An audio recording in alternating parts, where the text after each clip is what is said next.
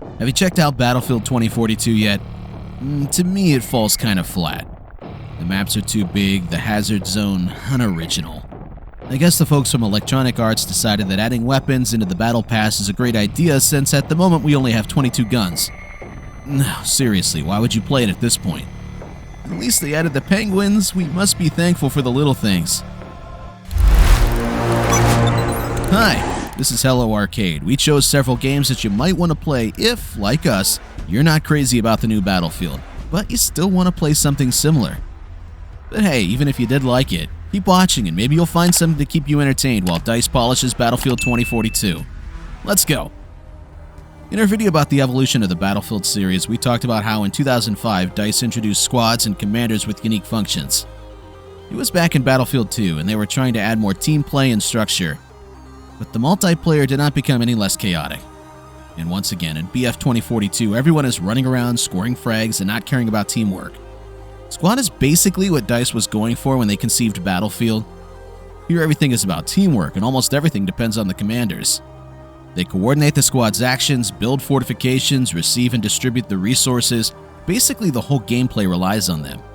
If you want to feel at least some cooperation in large-scale battles but don't like how serious ARMA 3 is, go to Squad and try to join one of the well-knit teams. There are a lot here.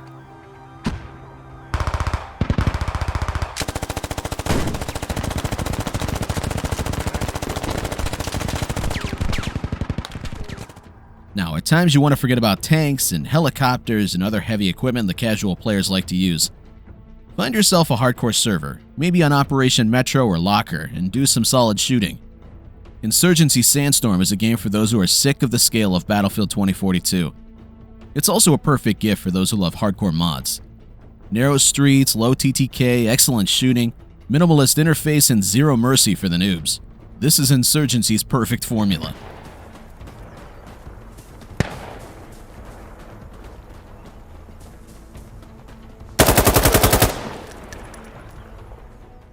Battlefield 2042 is no different from its predecessors. It still favors arcade over realism, even if it has tried to find some balance over the years. If you want a game that goes beyond just weapon ballistics, but doesn't go as far as to become a frustrating soldier simulator, try Rising Storm 2, Vietnam. In the search for a middle ground between arcade and realism, this game leans towards the latter. If you get hit, you'll start bleeding. Limb injuries affect your movement and shooting. The vehicles are not newbie friendly either. Here you actually need to learn how to use them. But all this doesn't hurt the dynamics. Rising Storm is as fast-paced as Battlefield.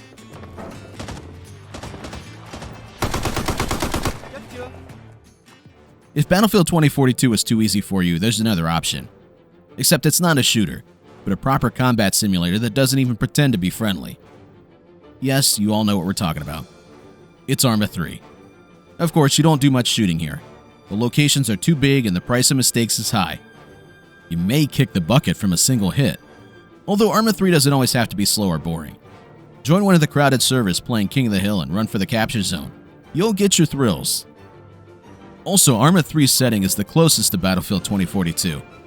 It's also near future, with modified weapons and cutting-edge technology. If the new Battlefield with its small arsenal left you unsatisfied, there's ARMA 3 to make you happy.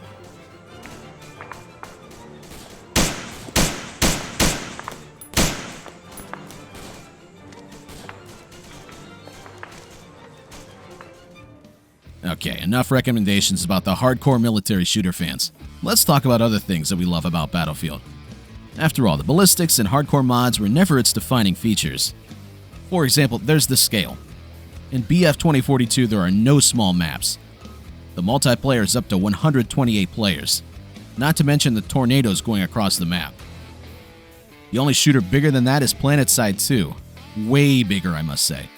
Here, up to 2,000 players can be taking part in a battle simultaneously.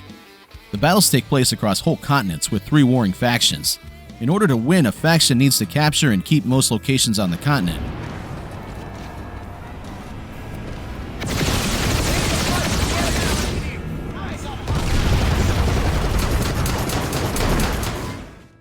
The Battlefield series had more than just the number of players and the size of the maps to achieve the sense of scale.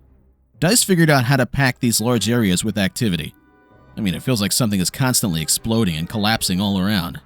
This is how you create a sense of epic non-stop combat.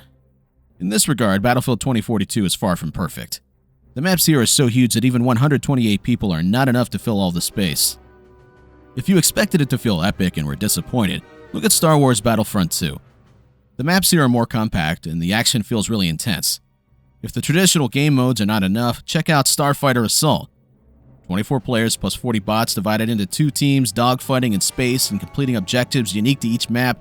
It's not a hardcore flight sim, but fighting in open space is fun, and it looks spectacular. We also recommend it to those who played Battlefield 2042 for the graphics and the effects. In Battlefront, they are stunning.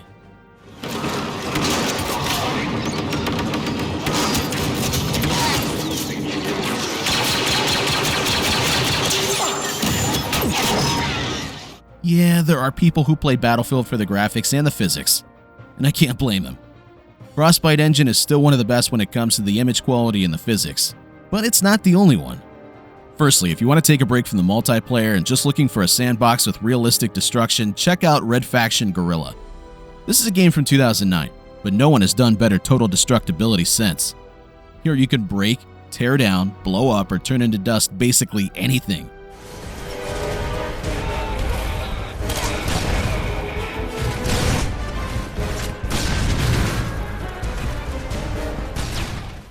Want something newer?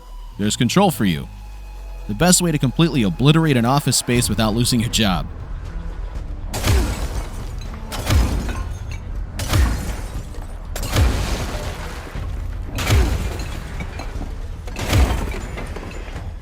And then there's the Early Access Teardown. An experimental game about puzzles and, well, tearing things down.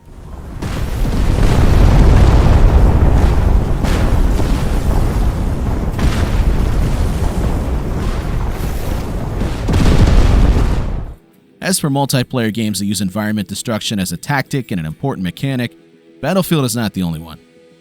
In Rainbow Six Siege, you won't get far if you don't use destructibility for tactical advantage. Here, the walls not only explode, they can be shot through and broken. The same goes for ceilings and floors. The maps are not big and the gameplay is slow, but you get 1,000 more ways to outsmart the enemy. It also feels like the specialist system in Battlefield 2042, with all the battle passes and cosmetics, will end up with something similar to Rainbow Six. Currently, Siege has more than 60 characters, each with their own special abilities.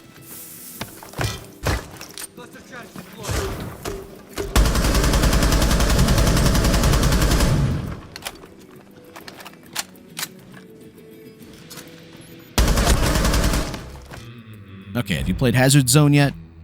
How'd you like it? For those who don't know, in this mode you need to gather data and escape. You play as part of a 4-player squad, you go to the location of the capsules containing data drives, kill bots, gather the data, and escape to the extraction zone. At the same time, you have to fight off other players who have the same objective. Hazard Zone is actually inspired by Hunt Showdown. The concept is almost the same. You choose a character, gather a team, and go hunt the monster to bring a trophy to your client. Other players have the same goal, and the map is filled with AI zombies and monsters. It gets harder once you get the trophy since your location is revealed to the other players. So you can either kill the monster and run or hunt down those who did.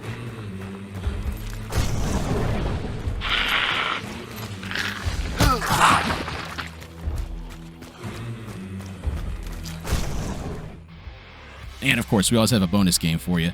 We couldn't ignore this franchise while talking about games similar to Battlefield 2042. I'm sure you already know what we're about to say. Of course, it's Call of Duty. We're not going to recommend Call of Duty Vanguard, which was released recently. I mean, you probably don't miss the World War II setting after Battlefield 5, but the best alternative to Battlefield 2042 is Call of Duty Modern Warfare. There's no futuristic setting and no operatives in this one, just a good old familiar Call of Duty multiplayer. Did you like the new Battlefield though? Have you played Hazard Zone or Caspian Border and Portal? Tell us in the comments. This has been Hello Arcade. Leave us a like if you enjoyed this video. We really appreciate it. Subscribe and hit the bell. We'll see you in the next video.